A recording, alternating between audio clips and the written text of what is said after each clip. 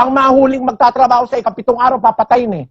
No? Kaya nga mga Hudyo, gusto nila patayin si Kristo. Hindi kasi tumutupad nung sabat nila. 5:18 ng Juan. Pakinggan nyo. Dahil dito nga'y lalo nang pinagsikapan ng mga Hudyo na siya'y patayin, sapagkat hindi lamang sinira ang araw ng Sabat, kundi tinatawag din naman na kaniyang sariling Ama ang Diyos, na siya'y nakikipantay sa Diyos. Kita nyo, ang sinasabi ng mga, ang sinasabi ni San Juan na ebanghelista, ito salita ni Juan Evangelista to eh, inililigaw ito ng mga pastor ng Sabadista eh. Yan ang paratang ng mga Hudyo, hindi. Salita yan ni Juan. Dahil dito nga, alin yung dahil dito? Kasi nagpagaling siya ng Sabat. At pinupuna siya ng mga Hudyo, araw ng Sabado nun eh. Dahil dito nga, lalong pinagsikapan ng mga Hudyo na siya'y patayin, sapagkat hindi lamang sinira ang araw ng Sabat, kundi tinatawag din naman niyang kanyang sariling Ama ang Diyos. Paratang ba yan? Sabi ng mga Sabadista, paratang ika. Anong paratang? Totoo yan eh. Tinatawag niya talagang Ama niya ang Diyos eh. At siya'y nakikipantay sa Diyos. Kasi pag tinawag mong Ama ang Diyos, pantay kayo. Ama siya eh. Anak ka. Pareho kayong Diyos. Yun ang ibig sabihin nun eh. Kaya sabi nung mga Hudyo, hindi ka naman, ba't ka namin binabato? Hindi dahil sa mabuting gawa, kundi dahil sa pamumusong. Ikaw, bagaman ikaw ay tao, nagpapakunwari kang Diyos, sabi ng mga Hudyo. Kasi tinatawag niya ang Ama na Diyos. Talaga ba namang Ama niya ang Diyos eh. Talaga naman siya pantay sa Diyos sapagkat Diyos eh. Bakit? Hindi ba sabi ni Pablo, hindi niya inaring isang bagay nararapat panangnan ang pagkapantay niya sa Diyos. Bagaman nasaan niyo siyang Diyos, hindi niya inaring isang bagay nararapat panangnan ang pagkapantay niya sa Diyos. Pantay ba siya? Pantay siya, sabi ni Pablo. Kung paano yung Ama ay Diyos, siya man ay Diyos din. Sabi ng mga Hudyo, tao ka lang, nagpapakunwari kang Diyos. Marami na palang iglesia ni Manalo nung araw. Tao ka lang, papakunwari kang Diyos. Sabi ng mga Hudyo. Binabato nila ngayon. Ano ang dahilan? Kaya nila binabato. Kasi sinira niya na araw ng Sabat, tinatawag niya pa na kanyang Ama ang Diyos. Talaga ba sinira? Sabi ng mga Sabadista, sabi niya, kahit isang tuldok, isang kudlit, hindi mawawala sa kautusan. Ang magturo ng kaliit-liitang utos, tatawagin dakila. Ang lumabag, ang hindi magturo, tatawagin kaliit-liitan sa karya ng langit. Kaya sabi ni Kristo, hindi niya sisirain ang kautusan. Teka muna, kumpare. Aling kautusan ang hindi niya sisirain? Yung kay Moises? Yung 10 utos na nasa 2 tapyas na bato? Ang ibig bang sabihin nung kung nasa bato, it means to last forever hanggang sa walang hanggan ba? 10 ang utos ng Diyos. Teka muna, mga pari ko. Hindi ba ang bautismo'y utos? Bakit 10 lang? Wala namang bautismo sa 10. Bakit ang Sabadista nagbabautismo? Pansin po ninyo yung pahayag ng ating kaibigan at hinahangaan ng maraming mga tagasunod niya sa husay sa banal na kasulatan. Wala ka pang tanong, may sagot na. Ngayon, atin pong lilinawin yung kanyang ginulo. Ginulong talata. Dito sa programang ito, taga-ayos tayo ng mga sinisirang mga talata na minamali ng mga ngaral na kagaya nung ating narinig. Kaya naman natin sinasabing itinutuwid kasi nga baluktot eh. Tingnan natin kung paano binaluktot yung unang ginamit na talata.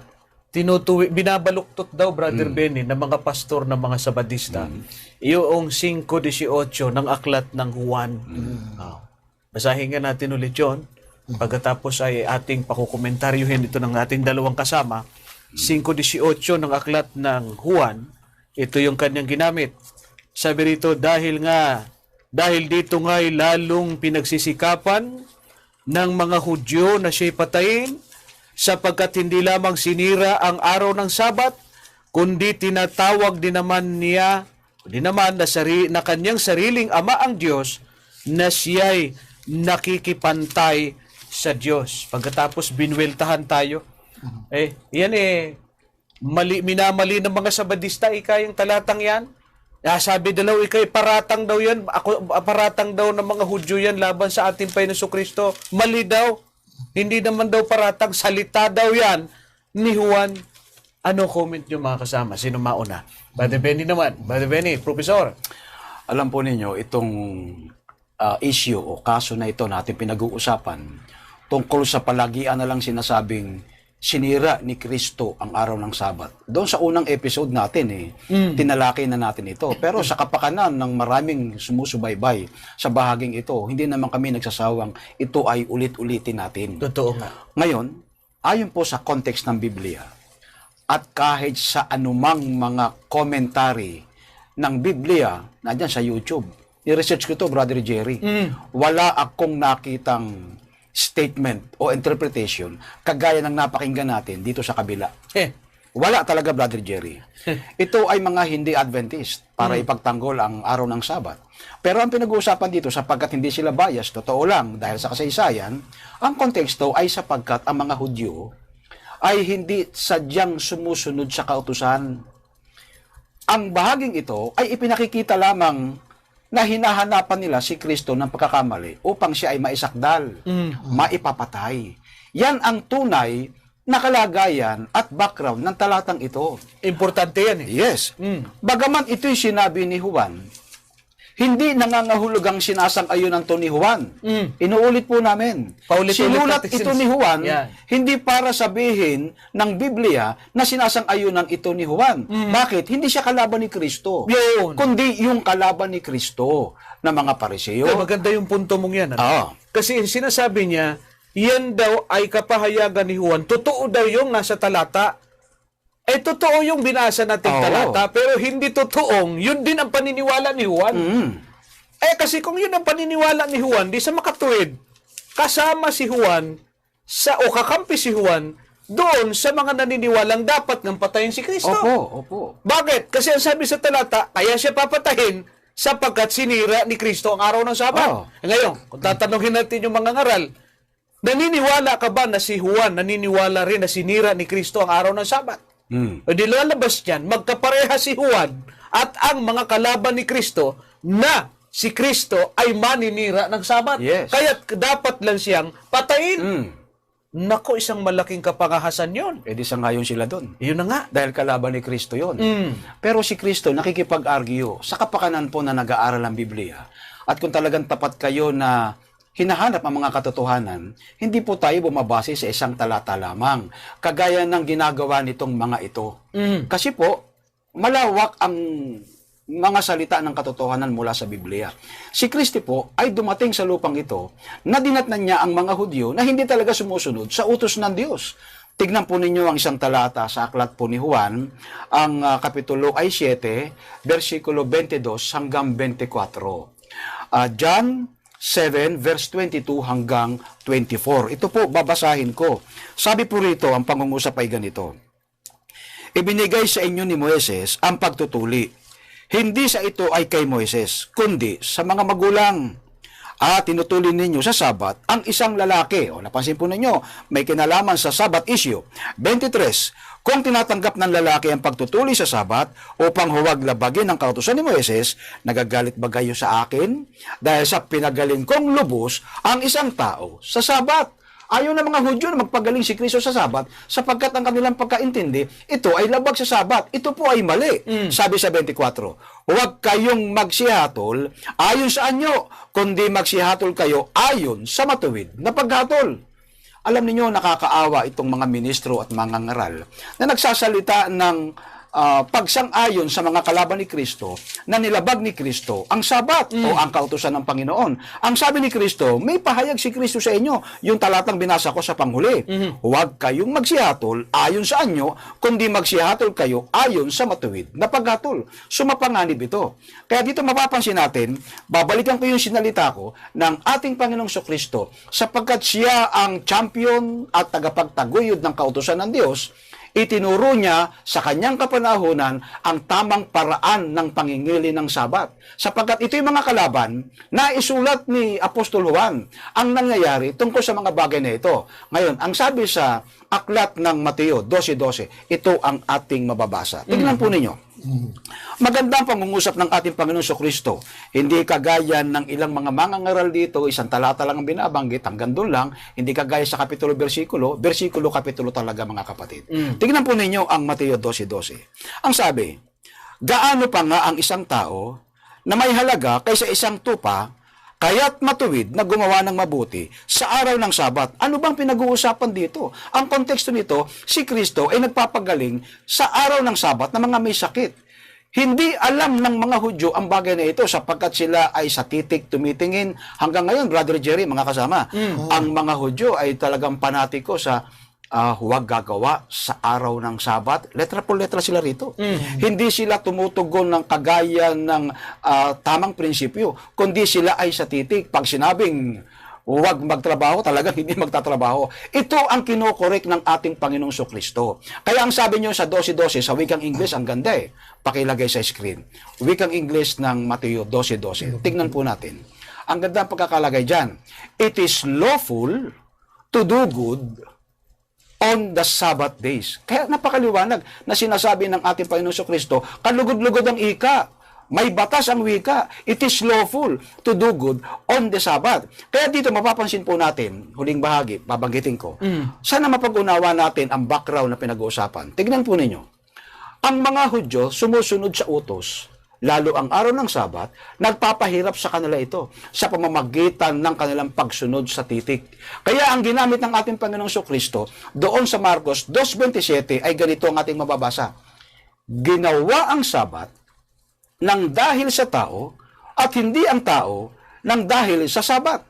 Kasi ang mga Hudyo naroroon sa ikalawang bahagi ng Marcos 2:27 na hindi ginawa ang Sabat para sa tao. Ibig sabihin, hindi ang tao para sa Sabat. Kasi ang mga Hudyo, nasa punto sila na itong Sabat ay ginawa o ang tao ay ginawa para sa Sabat. Sila yung gumagawa ng kanilang sariling paliwanag tungkol sa Sabat. Kaya yung paliwanag ng ating Panginoon sa Kristo, ginawa ang Sabat nang dahil sa tao. Ipangilin mo ang Sabat na ikaw ay masaya, Isaiah 58:13. Gawin mo ang pangingilin ng Sabat should be a delight. Hindi kagaya ng mga Hudyo na pahirap sa kanila, kaya bawal sa kanila yung magpagaling o gumawa ng mabuti sa araw ng Sabat. Kaya sinabi ni Kristo, it is lawful to do good on the Sabbath day. Kaya naman nabanggit ng kapatid na Benny yung mga sumunod na talata, baka sabihin ng ating kaibigan, mga ngaral, ba't ba ang layo naman ng binasa ni Benny napunta sa Mateo? Ang pinag-uusapan po kasi,